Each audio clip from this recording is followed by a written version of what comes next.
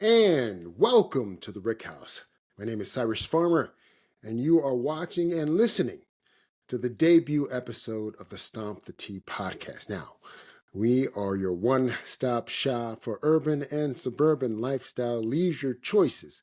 We're going to be talking about bourbon, golf, a little politics, relationship dynamics, any and every topic that would be of interest to anyone who aspires to the good life. And here at Stomp the Tee, if we believe in nothing else, we certainly believe in the good life. So we're going to try to have a couple of laughs along the way, and I'm going to stop stalling. Let's crack the seal on this 40 and try to get into the show. Okay. So tonight we are going to be talking about Super Bowl versus opening weekend of the NFL. If you had to choose one, which would you watch? We're also going to be talking about something that I like to call What Are You Drinking Tonight? It's a segment I think you're really going to enjoy, and it's going to be a staple of the show. But first and foremost, I want to talk to you folks about a favorite. We all have favorites in life. You have your favorite Thanksgiving meal, or what was your favorite sports event you ever watched? What was your most favorite round of golf, right? So I got a question for you. What is the favorite whiskey you've ever had in your life? I mean, I know most of you out there have probably had several whiskeys that you've enjoyed over the years, some even over the weeks.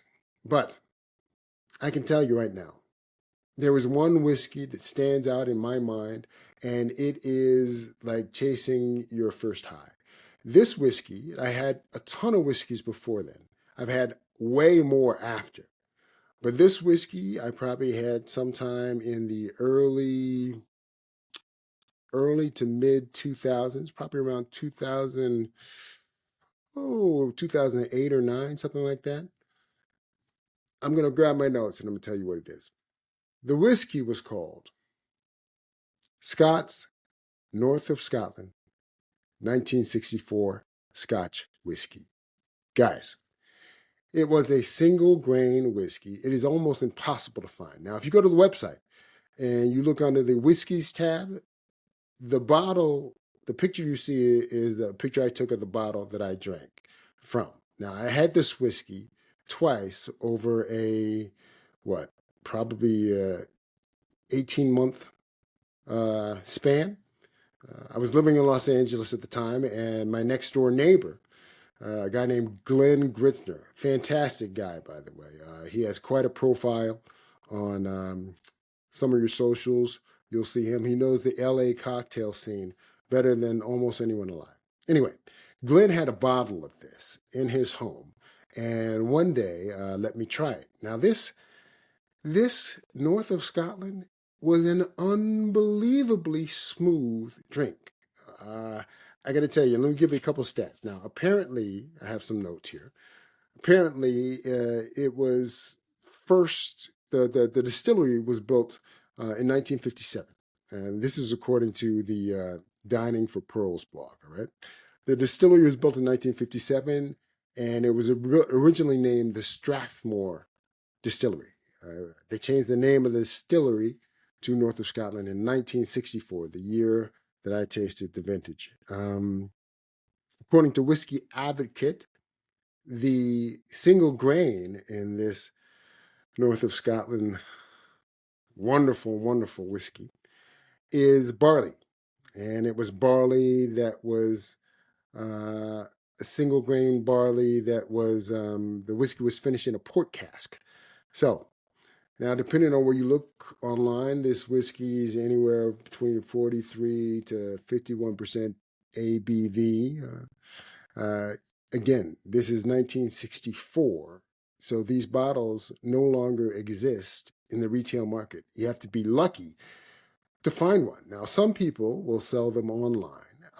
Occasionally, you can find a website that says, North of Scotland single grain 1964 Scotch whiskey, but they're selling from anywhere from a couple $100 to a couple $1,000, and you don't know necessarily if it truly is the whiskey that I tasted. But if you ever, ever get a chance to try this whiskey, I recommend that you do it. It is literally the best whiskey I've ever tasted. Okay, so let's talk a little bit about the NFL. The question is, if you had a choice to watch one or the other and nothing in between, would you watch the opening weekend of the NFL or would you watch the Super Bowl? Look, NFL is king. We know. I'm a huge football fan myself, as is a large percentage of this country. But it is an interesting question.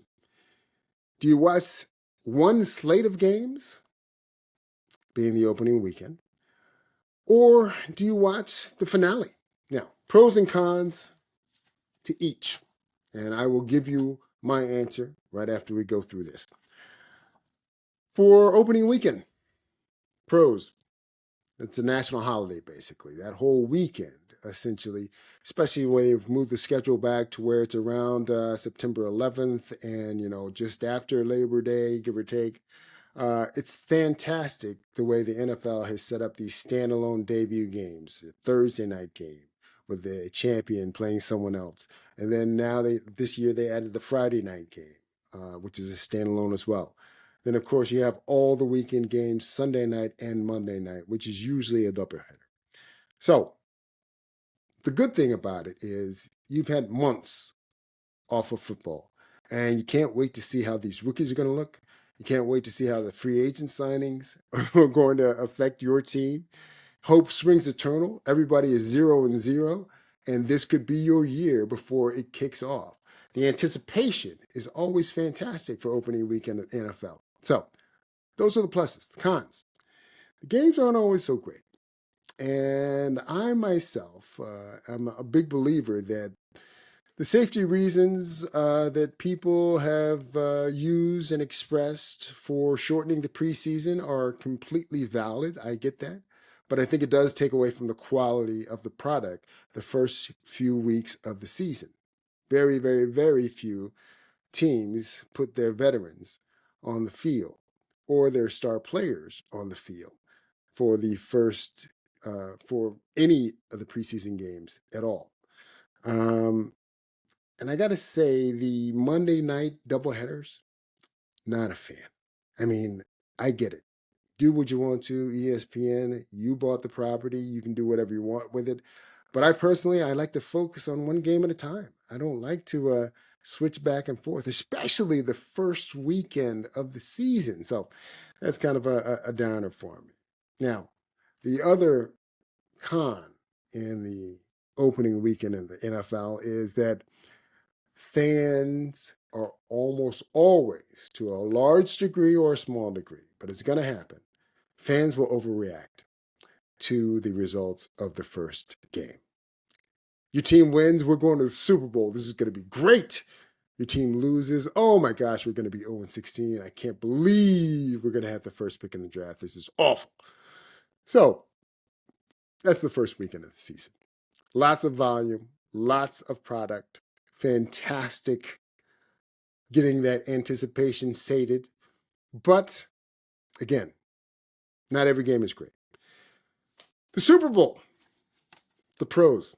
Well, this is truly a national holiday. I mean, I don't know who doesn't celebrate the Super Bowl. Even if you don't watch football, people actually take the weekend of the Super Bowl as kind of like a national holiday. They use an excuse to buy food, drink, this, that, and the other. Whether it's buying squares in a Super Bowl pool, or whether it's buying a 7-layer dip, people go mad for the Super Bowl, even if they don't watch the game. I like to see how it ends. That's, for me, the culmination of a season-long campaign. I want to see what the ending is. And to be fair, the results aren't always what you expect it to be. But that's why you watch. I mean, that's the best thing about sports in general, and particularly in the NFL, It is so unscripted. We don't know what the results will be before the game is played. We can guess, but we don't know. We have to watch. The other thing about the Super Bowl that I think is a huge plus is this is a game where legends are made. You can run for 300 yards in the opening week of the season, and you might have your jersey, you'll definitely have your jersey and your cleats put into the Hall of Fame as an exhibit for breaking some kind of record. But if you rush for 300 yards in the Super Bowl, you are a legend for all time. I mean, it's just that big of a game. Now, there are some cons about the Super Bowl. In my opinion, it is also not always a great game. We've seen some clunkers. Even the blowouts aren't nearly as bad as the games that there just doesn't seem to be a lot of traction in.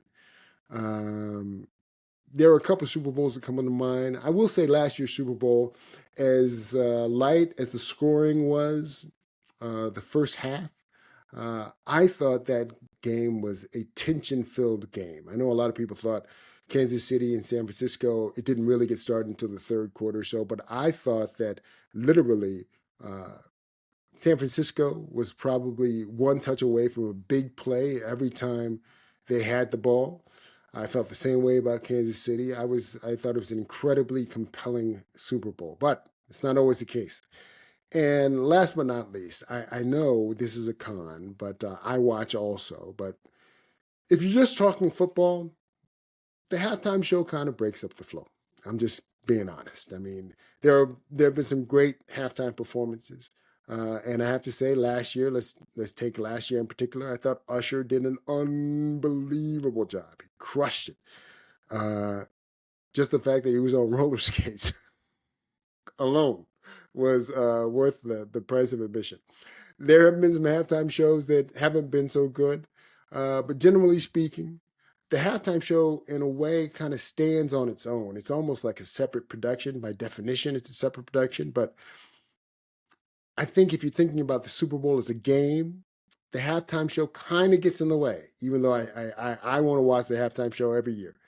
But it does kind of get in the way of the game. So, all that being said, if I had a choice between watching the opening weekend of the NFL season after months off without football, or watching the Super Bowl, rolling the dice on one game, I'm not watching the regular season.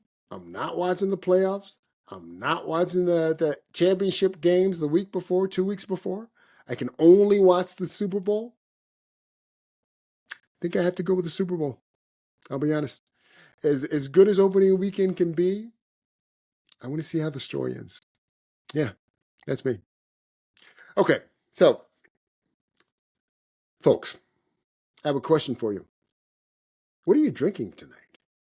This is a segment that we're going to do every week on the show, and we are going to use this moment to actually introduce you to some things you may be familiar with, some things you may not be familiar with.